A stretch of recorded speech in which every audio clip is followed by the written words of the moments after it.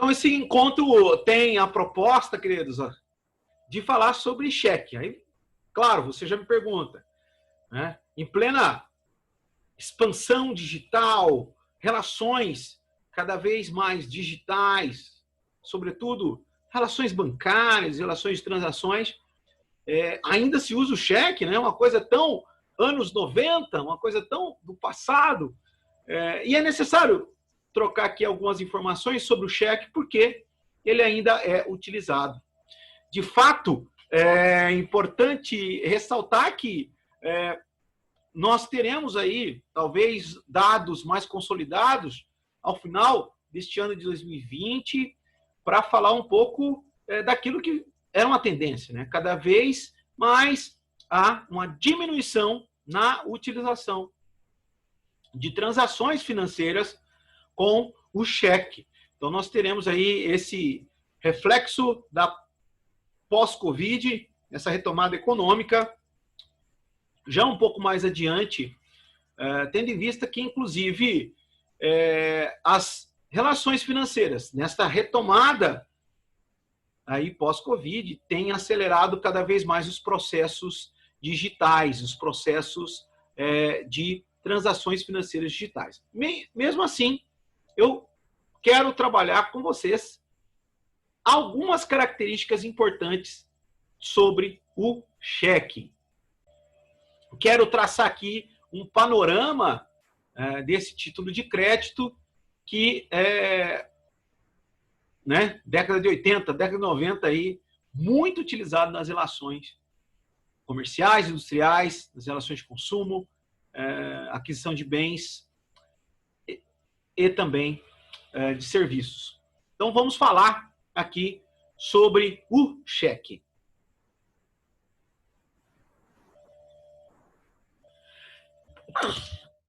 Me desculpem.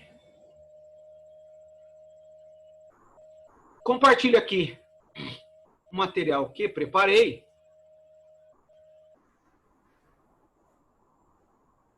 para falarmos um pouquinho sobre este assunto, né, sobre o cheque.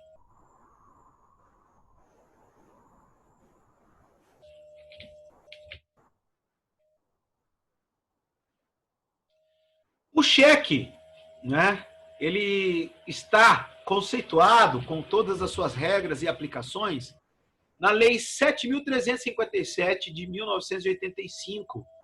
Então, é nessa lei que disciplina as regras específicas sobre o cheque. É claro que no que couber, o Código Civil também, o Código Civil ali, a nossa última atualização do Código Civil em 2002, também serve como parâmetro legal, onde nós vamos encontrar conceitos e as relações sobre esse título de crédito, né, sobre essa importante ferramenta que, como falei no início, tem diminuído o seu uso. Mas é importante falar porque ainda há a utilização de cheque aí dentro da esfera administrativa privada e pública. Conceito, né, do cheque. O cheque, ele é um título de crédito, né, emitido em favor de terceiros, contendo uma ordem de pagamento à vista, não é? Essa ordem de pagamento à vista do cheque, como dizia, é uma ordem de pagamento à vista, não é? Pressupondo a existência de fundos em conta bancária. Então, esse é o conceito de cheque, inclusive conceito esse consagrado na lei do cheque. Cheque é um título de crédito, é uma ordem de pagamento à vista. Quando nós pensamos, então, nesse título de crédito, nós temos as figuras da relação financeira. Nós vamos ter o sacador, o sacado e o beneficiário ou tomador do título. Quero falar primeiro do beneficiário e traçar aqui algumas características importantes. O beneficiário do cheque aquele na qual o cheque é emitido, aquele que vai estar como título de crédito, ele tem, para receber o valor ali descrito e escrito no cheque, ele pode fazer algumas ações. Ele pode ir até a agência bancária onde o emitente do cheque é titular de conta e ele poderá, então, nesta agência bancária, apresentar o cheque ao atendimento e se identificar e receber o valor nele descrito. Então, essa é uma das ações que o beneficiário, que o tomador, pode fazer para receber o cheque descrito. Também, pode ainda o beneficiário, em posse do cheque, em posse do título, depositar em conta bancária. Ele pode fazer o depósito em conta bancária. Ou ainda poderá o beneficiário passar o cheque a terceiros em forma de pagamento. Então, essas são as principais ações que o beneficiário poderá então, executar para apresentar o cheque e receber o valor. Né? Então, o beneficiário poderá ter e fazer essas ações. Quando nós pensamos, então, nas informações que o cheque contém, você vai verificar que o cheque contém o nome e a identificação do emitente. Então, o cheque tem aí esse aspecto formal, ele vai trazer o nome do emitente no seu corpo, né? Ele traz o nome do emitente. Traz também as informações do banco, endereço, né? Dos quais o emitente é o titular de conta bancária. E trará no seu corpo sempre a inscrição: pague-se por esse cheque a quantia de, né? E centavos acima. Então, nós temos o espaço aqui para o preenchimento numérico quando o valor do cheque tiver centavos. E nós temos a indicação também da possibilidade de indicar o nome do beneficiário. Pague-se por esse cheque a quantia de centavos acima, ou a sua ordem, né? Indicando a possibilidade do cheque também ser repassado a terceiros. Nós teremos o local para o preenchimento, local da emissão do cheque, data da emissão do cheque e ano de emissão. Então, o cheque ele tem esse aspecto formal estabelecido pelo Banco Central, por isso que a variação apenas no que diz respeito ao estilo e fonte de cada banco. Mas um talonário de cheque tem padrão, as dimensões têm esse padrão e também as folhas de cheque conterão os padrões formais. Então já sabemos o conceito de cheque. No que diz respeito a essa ordem de pagamento. Essa ordem é dada para quem, não é? Essa ordem é dada para o banco no qual eu tenho a conta bancária. Pague-se por esse cheque a quantia que eu escrevi aqui. Então, o beneficiário em posse do cheque procurará apresentar ao banco para que ele obtenha o valor. Lembrando que um título de crédito, no caso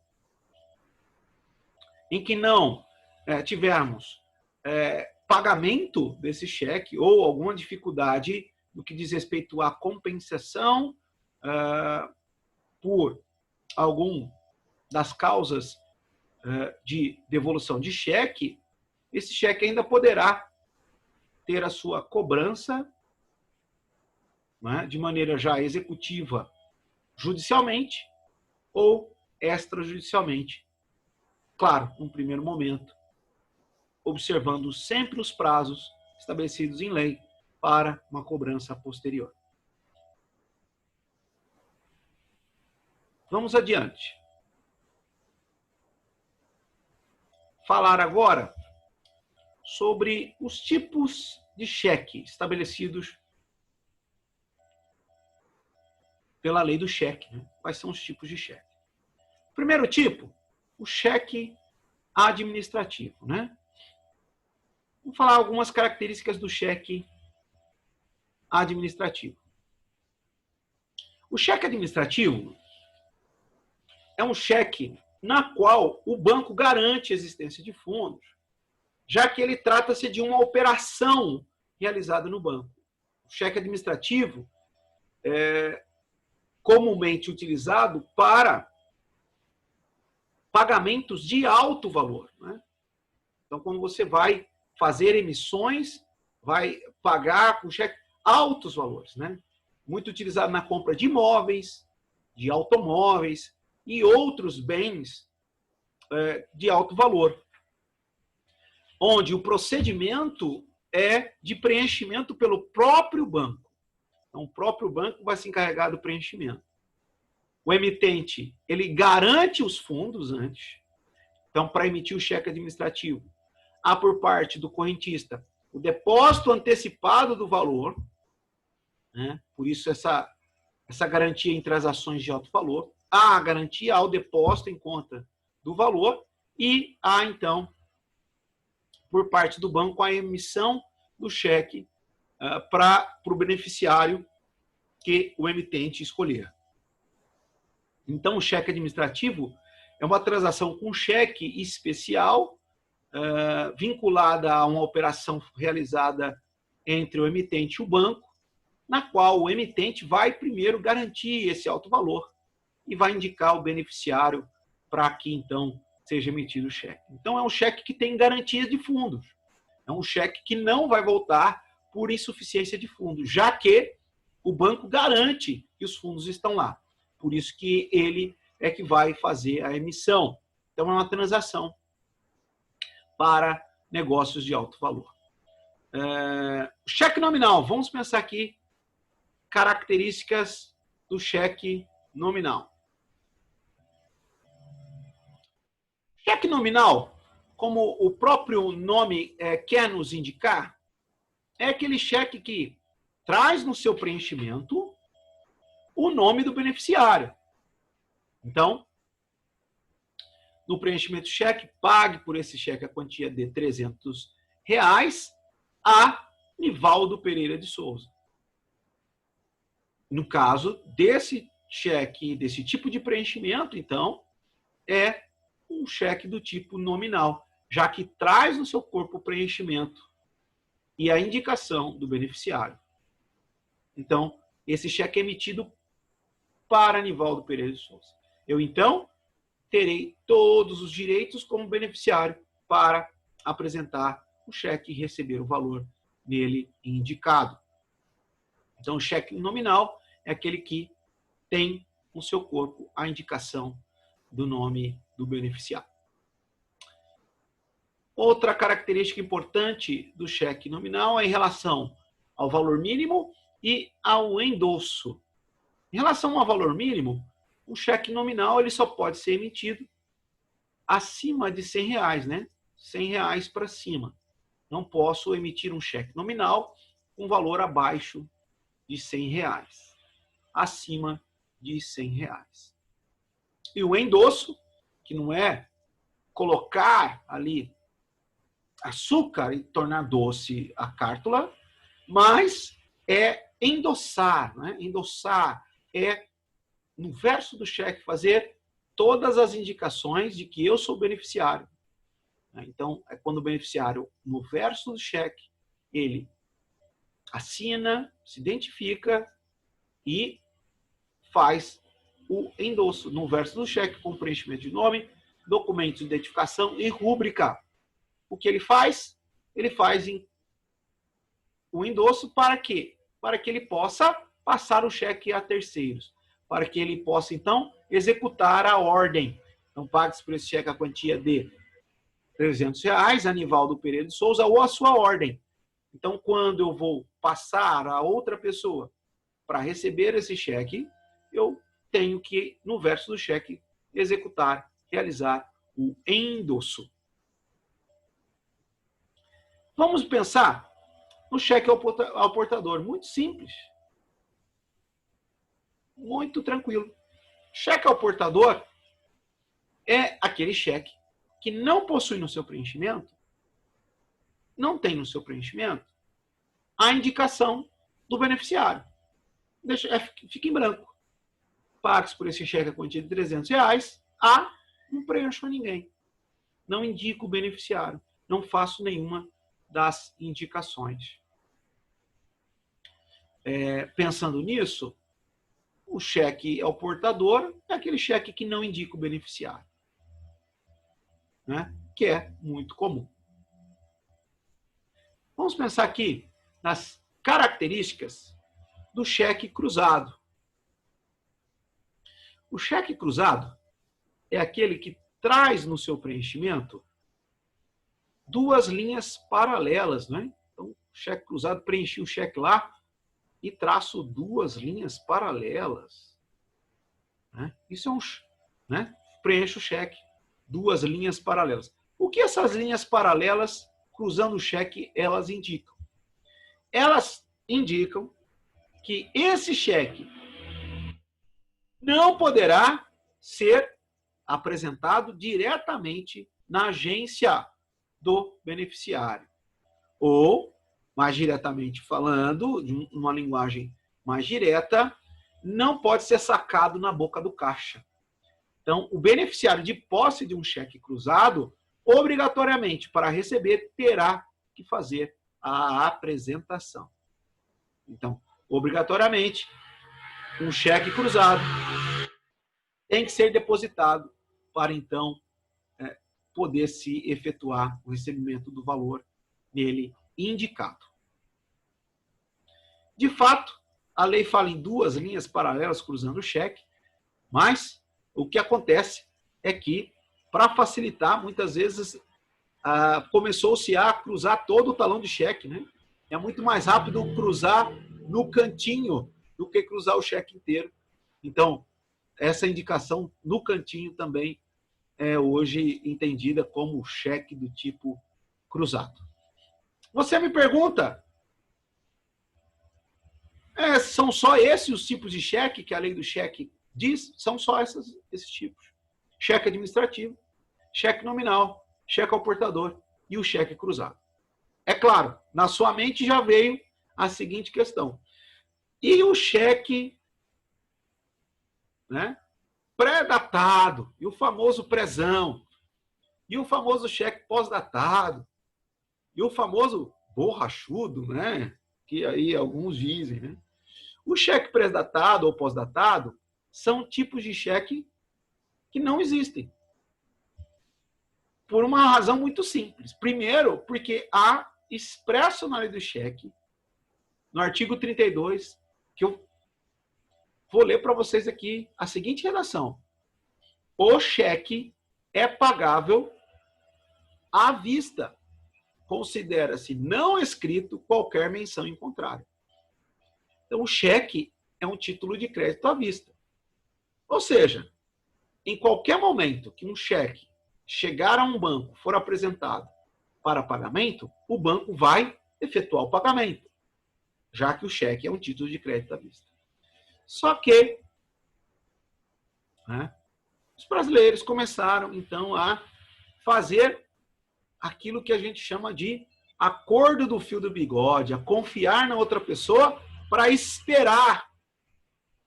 Você espera 30 dias, não apresenta o meu cheque para pagamento, não. Dá uma esperada. E isso foi multiplicando nas relações. E essas situações revelaram que já se havia na prática comum, adotado um novo tipo de cheque criado, né, pelas próprias relações. O que acontece é que o judiciário entende hoje que deve-se reconhecer o cheque predatado ou pós-datado. Aquele famoso bom para, né? Você perceba que no cheque não há espaço para preenchimento futuro. Mas aquele famoso bom para que se escreve lá, para tal dia, né? A legislação, através de julgamentos de ações que chegaram ao STJ, fizeram com que, inclusive, o STJ subulasse esse assunto na súmula 370, que eu leio para você.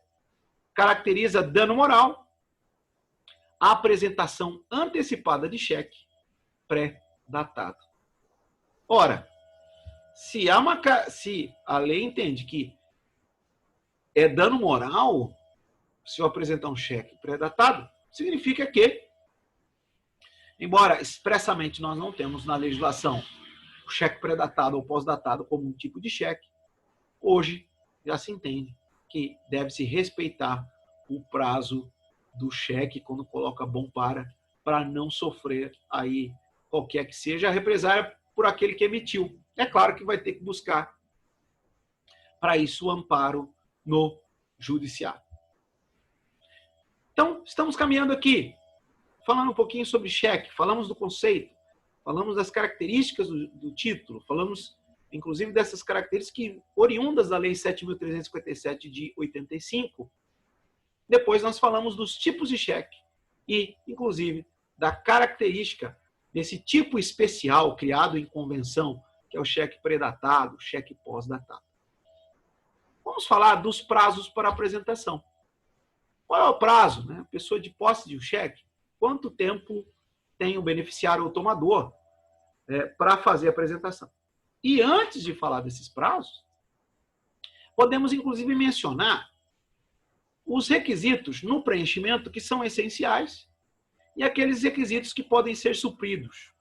Então, na hora do preenchimento, o que não pode faltar na hora do preenchimento? Primeiro, denominação cheque. A cártula, né, a gente poderia definir o cheque de acordo com as normas estabelecidas por portarias e normas técnicas do Banco Central. O cheque não pode ter qualquer tipo de papel para ter validade.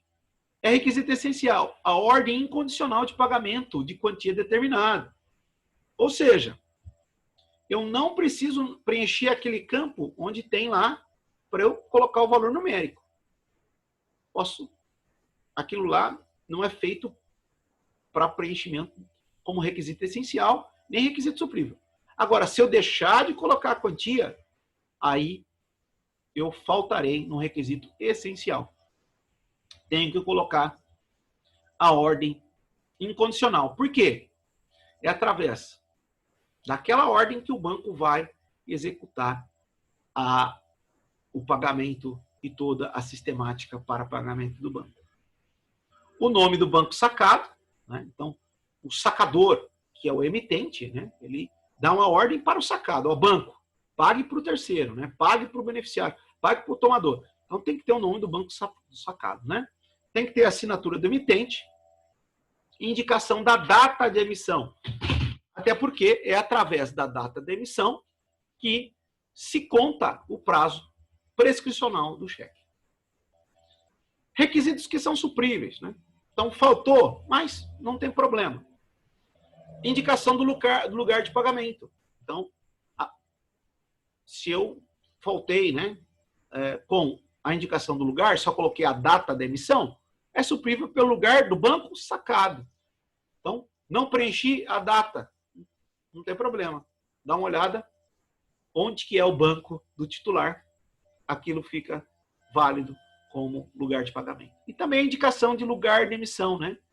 É suprível pelo lugar do domicílio do emitente do cheque, né? Então, o emitente do cheque, em seu domicílio, supre a falta do lugar de emissão. Interessante mencionar a súmula 387 do STF, que também fala sobre cheque, né? E diz lá que o portador pode completar a cártula né? Desde que tenha boa-fé no preenchimento. Então, faltou algum requisito que pode ser suprido, o portador pode ir lá preencher, né? Faltou lugar de emissão. Eu vou lá de boa-fé, coloco o lugar de emissão, o lugar de pagamento, que não tem problema, porque eu estou agindo de boa-fé ali na relação. Inclusive, o STF já julgou uma ação com esse tema. Por fim, prazo para apresentar o cheque em pagamento. Recebi um cheque. Quanto tempo eu tenho para receber o valor nele indicado? Se o cheque for de mesma praça, ou seja, mesmo município, 30 dias contados da data de emissão. Cheque da mesma praça, 30 dias contados da data de emissão. Cheque de praças diferentes, 60 dias contados da data de emissão. Praças, municípios. Então, municípios diferentes. O prazo é em dobro, né? Prazo de 60 dias para apresentar e receber o valor descrito no cheque. Então, nós vimos, queridos alunos, as características do cheque. O conceito, as bases legais, a ideia de ser um título de crédito para pagamento à vista, as características de cada tipo de cheque apresentado pela lei do cheque, complementado pela lei em convenção, bem como requisitos essenciais para o cheque ter validade e requisitos supríveis, culminando no prazo prescricional para a apresentação do cheque. Em outro encontro, nós vamos falar sobre o prazo prescricional para a cobrança de um cheque e também do cadastro de emitentes de cheques sem fundos. Então, não perca nosso encontro, fique atento, que nós falaremos sobre esses assuntos. Prazo prescricional para cobrar um cheque e vamos falar do cadastro de emitentes de cheques sem fundos e alguns motivos de devolução de cheque.